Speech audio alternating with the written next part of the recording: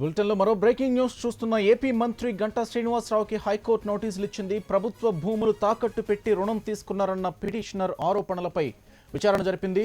రుణానికి గ్యారంటీగా ఉన్న గంటా శ్రీనివాసరావు 3 వారాల్లో వివరణ ఇవ్వాలని హైకోర్టు ఆదేశించింది.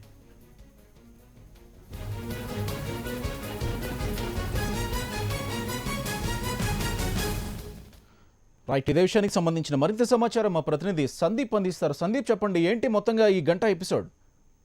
ప్రత్యూష రిసోర్స్ సంస్థకు ఆయన హామీదారుడిగా ఉన్నాడు. అంటే ఇండియన్ బ్యాంకు రుణం పొందింది, ప్రభుత్వ భూమిని తనఖా పెట్టి అనేక కోట్ల రూపాయల రుణం పొందారు. అయితే దీనిపైన రుణం చెల్లించకపోవడంతో ఇండియన్ బ్యాంకు హైకోర్టును ఆశ్రయించింది. అయితే హైకోర్టులో పిటిషన్ లో స్పష్టంగా ఇండియన్ బ్యాంకు స్పష్టంగా పేర్కొంది. ప్రతివాదులుగా ఇటు గంటా శ్రీనివాసరావుతో పాటు రుణం తీసుకున్న వ్యక్తిని కూడా ఇందులో ప్రతివాదులుగా చేర్చారు. దీంతో వీరంతా కూడా బాధ్యులేనని భావించిన న్యాయస్థానం గంటా శ్రీనివాసరావు సహా ఇటు రుణ గ్రహీతలు వీరందరికీ కూడా నోటీసులు ఇచ్చింది. 3 వారాల్లో దీనిపైన సమాధానం ఇవ్వాలని చెప్పింది. అయితే గంటా శ్రీనివాసరావు ఇప్పటికే గతంలోనే దీనిపైన ఒకసారి క్లారిటీ కూడా ఇచ్చారు. ప్రత్యూష రిసోర్స్ సంస్థ అనేది తాను ఎప్పుడో బయటకు వచ్చాను, తనకు సంబంధం లేదు, అది మొత్తం వ్యవస్థ మేనేజ్మెంట్ వారే చూసుకుంటారని కూడా గతంలో చెప్పిన నేపథ్యంలో రానున్న 3 వారాల్లో ఇవ్వనున్న కౌంటర్ లో కూడా ఇదే అంశం తెలిపే అవకాశం ఉంది. మొత్తానికైతే ఇండియన్ బ్యాంక్ ఇచ్చిన పిటిషన్ దాఖలు చేసిన నేపథ్యంలో దాన్ని విచారిస్తూ వీరందరికీ కూడా నోటీసులు జారీ చేసింది. 3 వారాల్లో దీనిపైన